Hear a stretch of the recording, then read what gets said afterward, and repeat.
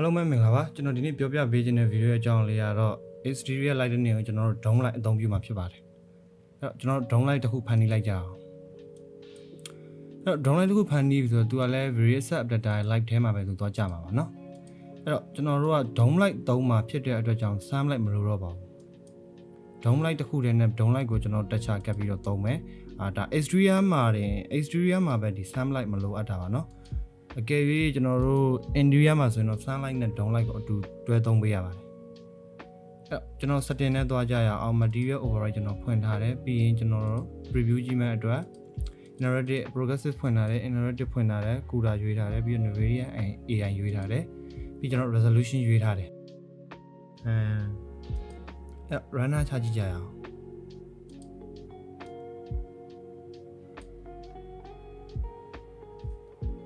downlight စသုံးလိုက်ပြီဆိုတော့သူဒီလိုဖြစ်သွားတယ်เนาะကျွန်တော်တို့ပထမ sunlight မှာအပေါ်ကတိမ်နေပါတယ်မပါဘူး downlight ကတိမ်နေပါတယ်ပါသွားတယ်အမှန်တကယ်တော့တိမ်ပါတာတော့မဟုတ်ပါဘူးအတိအကျပြောမယ်ဆိုတော့သူတခြားဝင်သွားတာပါကျွန်တော် environment မှာတခြားဝင်သွားတာပါเนาะကျွန်တော်ဒီမှာသူကထုတ်ပေးတာဒီတိမ်နေနဲ့တခြားဝင်သွားလို့ပါအဲ့တော့ downlight ကဘယ်လိုလဲဆိုတော့သူတခြားကိုအသုံးပြုလို့ရတယ်တခြားသုံးပြီးတော့လည်းသုံးတယ်ဒါမှမဟုတ်ကျွန်တော် sunlight နဲ့တွဲသုံးတယ်ဒီမှာတော့တခြားနဲ့ပဲကျွန်တော်သုံးကြတယ်ဘာဖြစ်လို့လဲဆိုတော့ exterior ဖြစ်တဲ့အတွက်ကြောင့်ကျွန်တော်အနောက်မှာဒီမျိုးတွေလုံးဝတိမ်နေပါတယ်မမြင်မဲနဲ့မှုတ်ပဲနဲ့နည်းနည်းအလှပလေးတွေပေါ့ sunset ဆိုလဲ sunset တိမ်ရဲ့ညနေစီးတာဖြစ်တဲ့အတွက်ကြောင့်နည်းနည်းနေအောင်ကတော့အနီဘက်ကိုပြောင်းသွားတဲ့ပုံစံနေပါတယ်ဆိုကျွန်တော်တို့ dome light ကိုတက်ချကပ်ပြီးသုံးကြတယ်အဲ့တော့ဒီထဲမှာထည့်ရမှာ HDRI မှတ်တွေပါနော် HDRI မှတာလည်းတော့ထည့်လို့ရတာပါရိုးရိုးတက်ချထည့်မယ်ဆိုကျွန်တော်အဆင်မပြေပါဘူးရိုးရိုးတက်ချထည့်မယ်ဆိုရင်ဘာဖြစ်လဲဆိုရင်အလင်းရမှာမဟုတ်ဘူးဒါပုံကြီးတော့ဒီလိုတိမ်ပုံကြီးတော့မြင်ရမယ်ကျွန်တော်အလင်းရမှာမဟုတ်ဘူး HDRI map ဆိုပြီးကျွန်တော်တို့ Google မှာရှာပြီးတော့ download ဆွဲလို့လည်းရတယ်ဒါမှမဟုတ်ကျွန်တော်တို့အမှ download မဆွဲချင်ဆိုရင်ကျွန်တော်တို့ Cosmo browser မှာ HDRI map တွေသူတို့ထည့်ပေးထားပါတယ် HDRI map တွေကများသောအားဖြင့်ပါလဲဆိုတော့ဒီ video မှာတော့ကျွန်တော်တိမ်အတွက်ပဲသုံးကြတာများပါတယ်တခြား rendering software တခြား 3D software တွေမှာတော့ဒီ environment ကိုလိုချင်လို့သုံးကြတာပါအဲ့တော့ကျွန်တော်ကဒီမှာတော့ download ဆွဲပြီးတော့ယူလို့ရပါတယ်ဒီဒါတစ်ချက်လောက်နှိပ်လိုက်မှဆိုဒါ day027 เนาะ progressive နဲ့ဝင်သွားပါပြီအဲ့တော့ကျွန်တော်တို့ဗမာရှိလဲဆိုရင်ဒီတခြား slot ထဲမှာရှိပါတယ်အဲ့ကျွန်တော်ဒီနှစ်ခုဖြတ်လိုက်မယ်ကျွန်တော်ပထမအပေါ်ဆုံးတစ်ခုပဲယူမှာမဟုတ်လို့ပါအဲ့ကျွန်တော်ဒါကူးလာခဲ့ပါ click ထောက်ပြီးတော့ light ထဲဝင် down light ထဲမှာကျွန်တော်paste as a copy paste as a instant ရှိပါတယ်မသိလို့ရပါတယ်ဘာပဲသုံးရမလဲဆိုတော့ paste as a copy ပဲသုံးထားပါအောင်ကျွန်တော်နောက်မှ instant ကို interior ချက်မှာရှင်းပြပေးပါမယ်အဲ intensity က1 intensity ကပါလဲဒီ unit ကတော့ default scale ကျွန်တော်အရှိမပြောခဲ့တဲ့အတိုင်းပဲ luminous တွေဒါတွေပဲပြီး shade က hemisphere နဲ့ sphere ဆိုပြီးတော့ပေါ်ကွဲသွားတယ်အဲ့ဘာလဲဆို hemisphere ကကျွန်တော်ဒီလိုတစ်ပိုင်းပြတ်တာပြောတာ sphere ကျတော့ဒီလိုအကုန်လုံးကြီးကိုပြောတာပါအလုံးကြီးပုံစံပြောတာပါညဒီမှာကျွန်တော် speaker ပဲသုံး hemisphere ပဲသုံးအဆင်ပြေတယ်ဘာမှမဖြစ်ဘူးအဲဒါကျွန်တော်ဒီကောင်းငင်ဘက်ပဲလိုချင်လို့ပေါ့ဒါမှမဟုတ်ကျွန်တော်တို့ဒီလိုတွေပေါ့ဒီ sorry ဒီလိုနေရာကြီး environment ကိုပါမြင်ပြီးတော့ကျွန်တော် runner ချမယ်ဆိုရင်တော့ဒီ speaker ကိုသုံးပေးပါအဲ့ဒါမှကျွန်တော်တို့ဒီကအောက်ကဟာကြီးမပြတ်ဘဲနဲ့ပုံစံပြန်အလှလေးမြင်ပါပါဒါပေမဲ့အဲ့လိုသုံးတာနည်းပါတယ်တိတ်ပြီးတော့လည်းကိစ္စမရှိပါဘူးအဲ့ဒါတွေကကျွန်တော် hemisphere ပဲထားတယ်ပြီးတော့ adaptive ဖွင့်တာပါပြီး use transform ကိုကျွန်တော်နောက်မှပြမယ် invisible က option တွေကဒါတွေပါပဲเนาะကျွန်တော်တို့အဲ့တော့ကျွန်တော် random မချခင် sorry တခြားတဲ့ကိုခဏဝင်ကြည့်ကြအောင်တခါလေးကျရင်သူ custom gamma curve ဆိုပြီးပြောင်းနေတတ်တယ်เนาะကျွန်တော်တို့ rendering space ပဲယူပေးပါပြီး random ချကြည့်လိုက်ပါကျွန်တော်တို့override ကိုတော့နည်းနည်းဖွင့်ထားပေးပါเนาะဘာလို့ဆို override နဲ့ဖွင့်ထားမှအဆင်ပြေမှာပါနည်းနည်း preview ကြည့်ရတာစက်မလေးတာဖြစ်မှာပါအဲ့ကျွန်တော်တို့နေပုံစံကိုကျွန်တော်တို့ပြောင်းမယ်ပေါ့ပြောင်းတာနှစ်မျိုးရှိတယ်ကျွန်တော်တို့အခုဆိုတိမ်တွေကကိုရီးယားပတ်ချလဲမှာရှိပါတယ်ကျွန်တော်ဒီ environment ရဲ့ပတ်ချလဲမှာရှိပါတယ်တိမ်တွေကနော် sorry အဲ့တော့ဒီတိမ်ကိုကျွန်တော်ခုနအိမ်အနောက်ကိုပို့ချင်တယ်ဆိုပါစို့ကျွန်တော်လုံးလို့ရနှစ်နည်းရှိရယ် ဒုံးလိုက်ထဲကိုဝင်ပြီးတော့ကျွန်တော် U transform သုံးမလားဒါမှမဟုတ်မသုံးဘူးဆိုရင် U transform မသုံးဘူးဆိုရင်ကျွန်တော်တခြားတဲ့ဝင်တခြား placement မှာ type က environment ဖြစ်ကြပါကျွန်တော် environment ကိုလိုချင်လို့ environment ဖြစ်ကြမယ်မပင်ကတော့ spherical ဖြစ်ကြပါမယ်တခြားဟာရှိရနော်ဒါပေမဲ့ကျွန်တော်တို့ environment ဖြစ်တယ်အလုံးလည်းဖြစ်လို့ spherical ပဲသုံးပါတယ်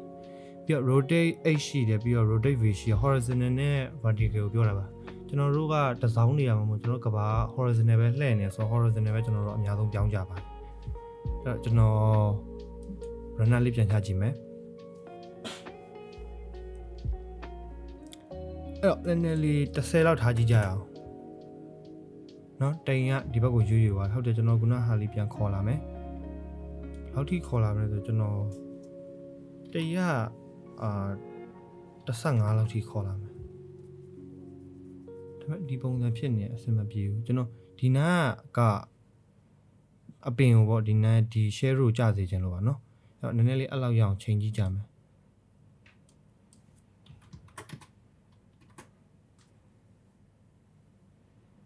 ဟုတ်တယ်145လောက်ဆိုရင်ရော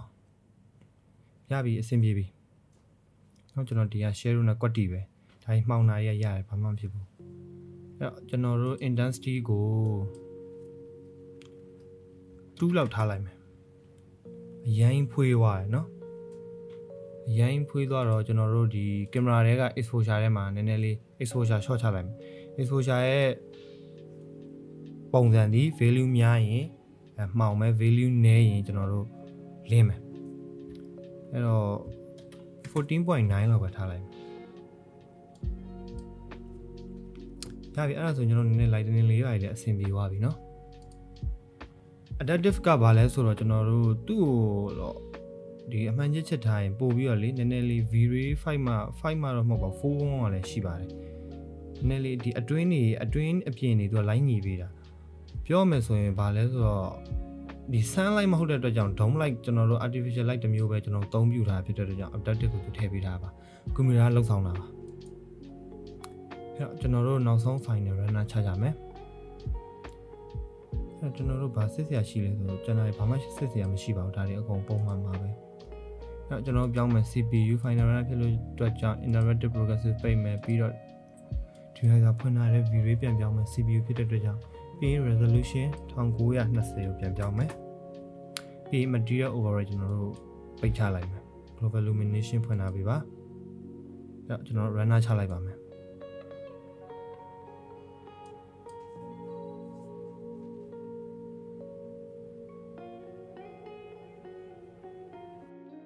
အဲ့တော့ကျွန်တော်တို့ပြီးသွားပါပြီပြီးသွားတော့ကျွန်တော် save ထားပြီးပါပြီเนาะကျွန်တော်တို့ဒီမှာ save မယ်အကြချင်းက9မိနစ်နဲ့3.1.9 second resolution 1920ပါเนาะ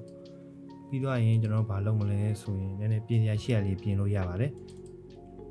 ဒီမှာပါ exposure လေးနဲ့ပြင်လို့ရပါတယ် highlight ဘန်းချလိုက်နေเนาะသူအများကြီးဘန်းလို့ဒီမှာမကောင်းဘူးเนาะဆိုတော့ဒီလိုမှုံဝိုင်းဖြစ်သွားတယ်အဆင်မပြေဘူးအလင်းနေရအလင်းရှိမှကျွန်တော်အဆင်ပြေပါလေကျွန်တော်အရင် highlight ဖြစ်နေဆိုရင်တော့0.8ဆိုရင်တော့သူမကောင်းတော့ဘူးเนาะ0.9 လောက်ပဲထားမယ်ဒီ exposure လေးနည်းနည်းတင်ပါတင်အများကြီးတင်လို့အဆင်မပြေဘူးเนาะတိမ်ဒီလုံးကဖြူဖွေးပုံပြတ်စီးသွားပါပြီ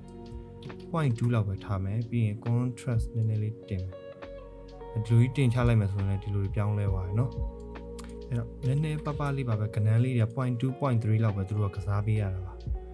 ဆိုတော့ဒီမှာ exposure တော့ရှိနေတယ်ဖြတ်လိုက်မယ်เนาะကျွန်တော်ခုနကဒီမှာပြင်ခဲ့တဲ့ဟာလေးပါဒီနေ့သင်ခန်းစာတော့ဒီလောက်ပါပဲကျွန်တော်ဒါကိုကြိုက်တဲ့ format နဲ့ save လို့ရပါတယ်အားလုံးကျေးဇူးတင်ပါတယ်ကျွန်တော်နောက် video တစ်ခုမှပြန်လည်ဆုံတွေ့ကြပါမယ်